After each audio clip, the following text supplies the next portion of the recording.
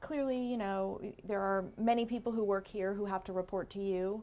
You report to the city manager. How often do you report to the city manager about what's going on at Austin Energy? Oh, quite frequently. Depends on the issues, but normally normally it's an issue that I really need to advise them. Hey, this is going on, like that. On these billing situations, some of the complaints will come to the city manager's office, and then he'll send it to me, and I'll let him know what happened with it. And those don't happen very often, but those have happened. And he's very aware of the installation of our system and the cost and the IBM contracts and everything else. And Would you say he's satisfied with the billing system here? Probably about the same level that I am. And, that we know that we need to continue to work to be the very best we can, and that these are sophisticated systems. We have millions of bills to process, and we would like to be 100%. That's what we would strive towards. I guess it's a difficult chore to get there. Finally, and I'm almost done, unless there's anything else you'd like to add, but I would like to ask, because this has come up, what can you do better with Austin Water? What can Austin Water do better? How can the two agencies work together better, or what can be improved so that these people are not receiving these astronomically high water bills that are incorrect?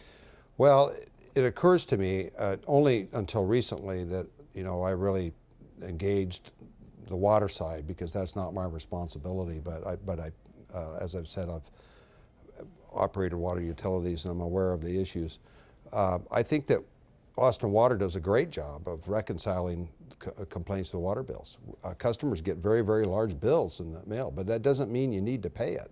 It means you need to find out what's wrong with it first. And Austin Water is very responsive to these customers.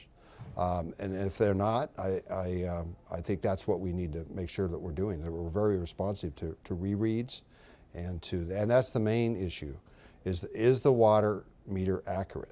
And is there anything in your billing system that could help these incorrect water bills not reach the customer? I suppose if you had all of the demographic information, geographic information about the home, and know all the characteristics of the home, you could probably do that. But based on what I explained earlier, you can have a huge amount of water usage that is legitimate in a very small home, because a majority of the water that in those levels of water usage are outside water. Okay. So, difficult.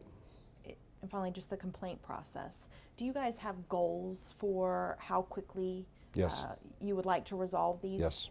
complaints? I don't know. I don't fully understand those metrics, but those exist with in JJ's and Carrie Overton and their organization. They have those metrics in their customer service performance, and the training that they provide and everything. So they have an ongoing process for quality. Less than a month, couple weeks? Oh, it's absolutely less than a month. Okay. We want to resolve these issues before we have another read, right?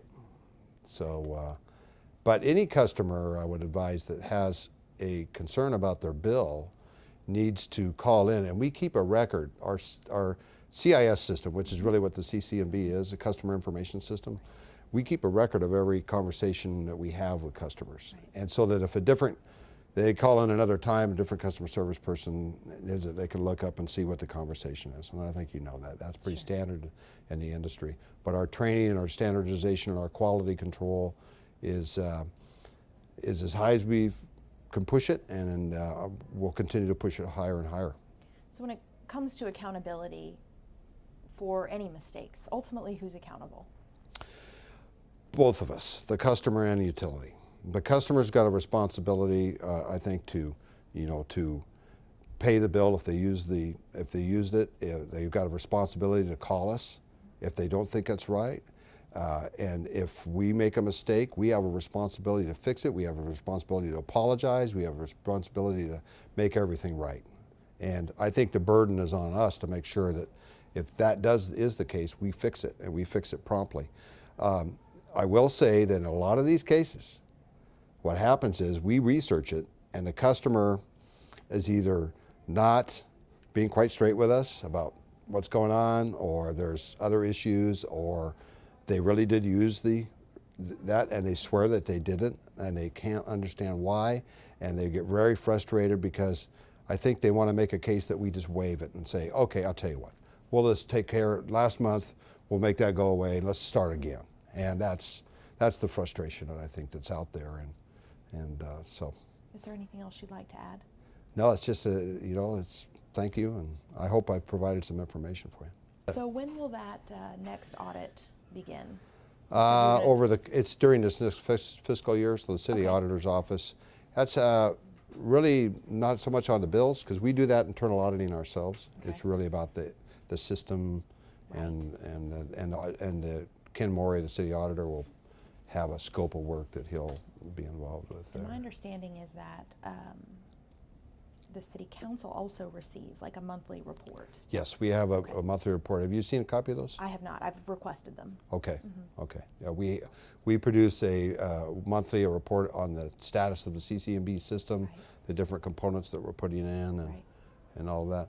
You know, it's interesting. A lot of the complaints about our CCMB system, we have a lot of internal complaints, because if you're a staffer, we need to have reports that come off of it. So I need to know. I want to know about all the customers that look like this or look like that, or for our research.